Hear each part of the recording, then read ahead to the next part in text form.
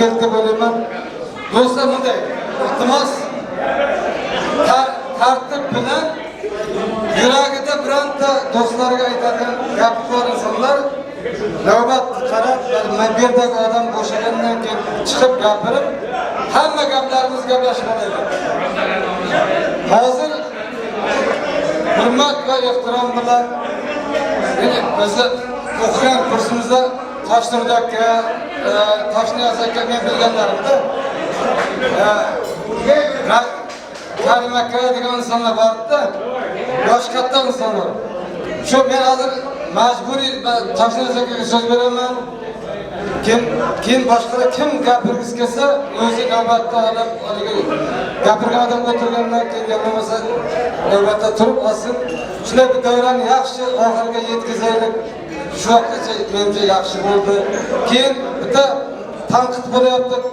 Shu qizlarimiz o'ynamayapti, yaxshi muzikalar bo'lyapti. Chiqib bugun o'ynangizlar.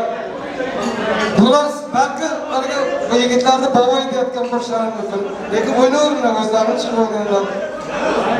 So'z Nazarov Toshniyoz akaga. Eshitib ekansiz-ku?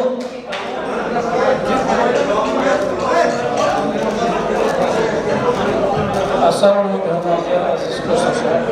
Mana bugun biz eng ajoyib kun o'tamiz. Ko'p yil o'tdi bitirganimizga. Shu sababdan ko'pchilik har soatda ishlayapti. Ko'p qadrlar tayyorlab o'tsa, hozir kunda eng baxtli insonlar hisoblanadi. Endi bitta tarixiy voqealardan talabalik davrda men doim ishlarda bo'laman. Birinchidan shu hisobotni bilardim. Birinchi navbatda qo'yishdan keyin shu bloglarni har qismida bilimlarni qilgan natija o'tdi. Bu kunda haqida rasman bir haftada oldin safxonlarda bir hafta oxirida bir kunda qilishadi. Shunlarga maoshlar haroratda bir vaqtga tushadi. Undan keyin robotlar vaqtcha bo'ldi.